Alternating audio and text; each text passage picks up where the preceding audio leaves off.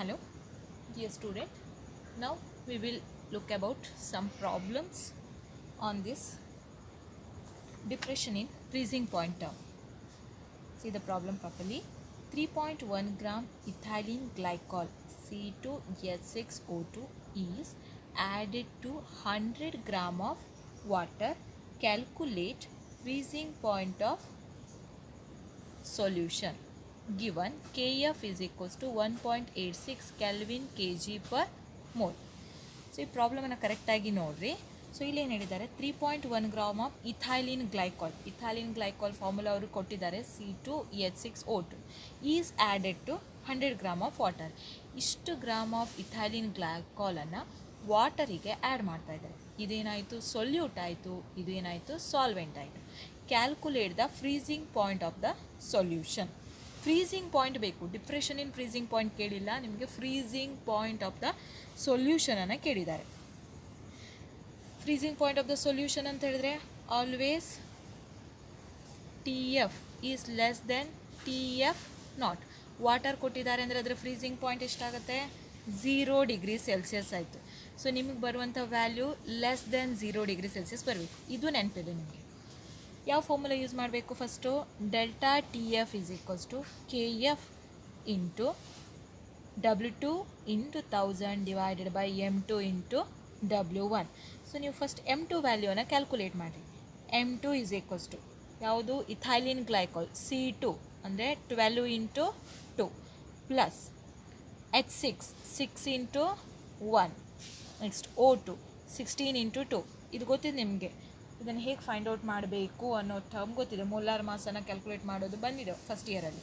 So ಇದನ್ನು add ಮಾಡಿ multiply ಮಾಡಿ ಆ್ಯಡ್ ಮಾಡಿದ್ರೆ ನಿಮ್ಗೆ ಏನು ಬರುತ್ತೆ, 62 ಗ್ರಾಮಲ್ಲಿ ಬಂತು. ಸೊ ನಿಮ್ಗೆ M2 ವ್ಯಾಲ್ಯೂ ಸಿಕ್ತು.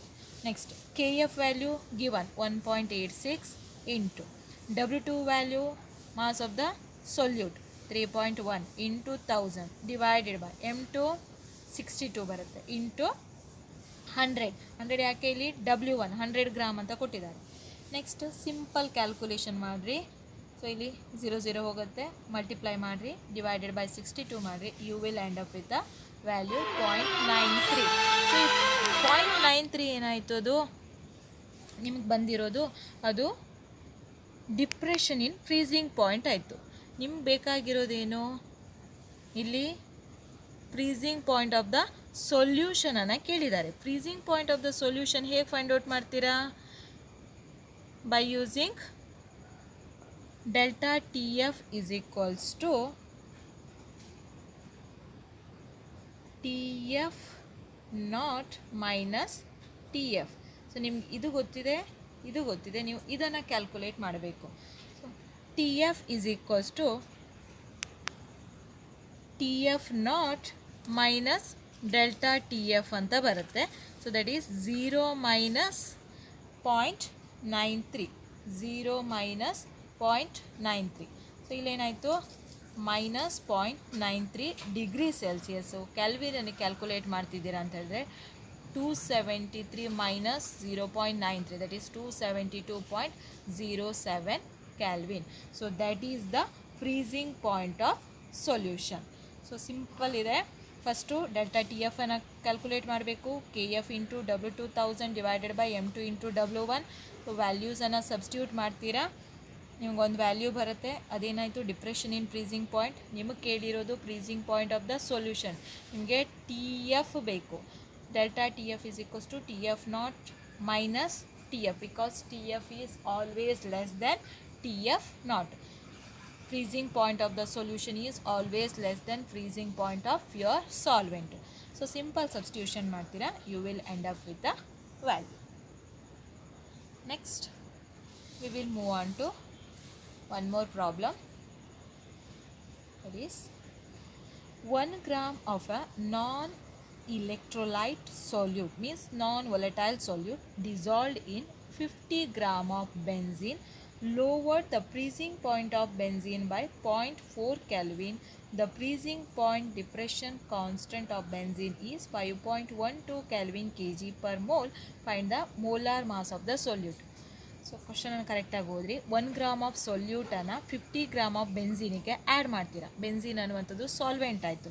ಸೊ ಸೊಲ್ಯೂಟನ್ನು ಸಾಲ್ವೆಂಟಿಗೆ ಆ್ಯಡ್ ಮಾಡಿದ ತಕ್ಷಣ ಅಲ್ಲೇನಾಯಿತು, there is an decrease in a freezing point. So ಅದೆಷ್ಟಾಯಿತು, 0.4 ಕೆಲ್ವಿನ್ ಬಂತು. That is depression in freezing point ಸಿಕ್ತು ನಿಮಗೆ. The freezing point depression constant is 5.12 kelvin kg/mol. Calculate the molar mass.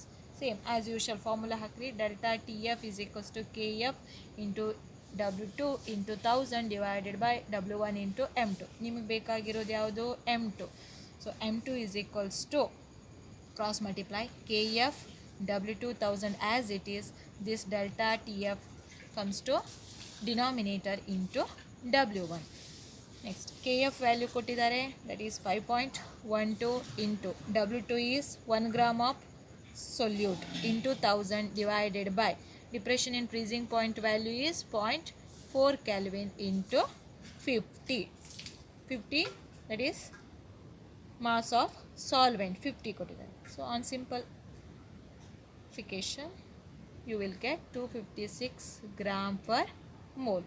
So that is the M2 value. So you have to remember this formula, freezing depression in freezing point formula, that is delta TF is equals to KF into W2 into 1000 divided by W1 into M2. ಕರೆಕ್ಟಾಗಿ ನೋಡ್ಕೊಳ್ರಿ.